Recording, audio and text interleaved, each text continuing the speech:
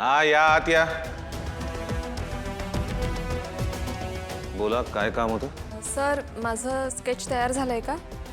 तुमचं स्केच? ओह so sorry. तुमचं sketch बऱ्यापैकी पूर्ण झालंय, फक्त फिनिशिंगच्या काही गोष्टी बाकी आहेत. त्या जशा पूर्ण होतील तसं मी तुम्हाला सांगेनच. डोंट वरी. बरं ठीक आहे.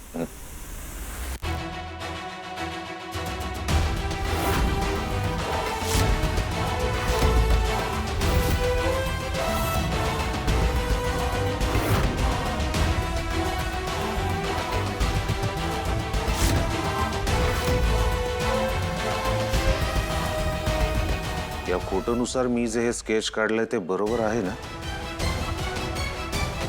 काही चूक तर नाही ना झाली माझ्यातून? नाही नाही नाही नाही नाही नाही.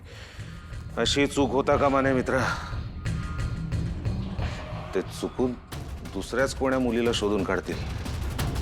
त्यांना त्यांच्या खऱ्या मुलीपर्यंत पोहोचताच येणार नाही.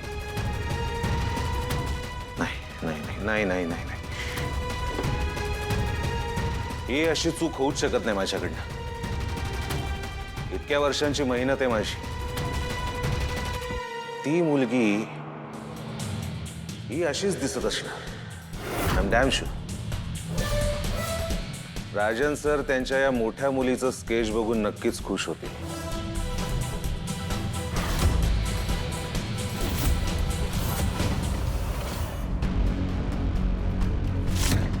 ऋषी राधिकाला काहीही गडबड नसते. तिला नीट जमत नाही हे सगळं. दरवेळेला गोंधळ घालायचाच असतो. बघितलंस, आता सुद्धा इथेच उभी आहे. आता काय माझं तोंड बघत उभी राहणारीस का इथे? जा लवकर कॉफी घेऊन ये, मला उशीर होतोय. राधिका ताई, काय झालं? काय नाही, असंच जरा ते. सकाळी रोहित दादा तुम्हासने जे बोलले त्याचं वाईट वाटलं ना व?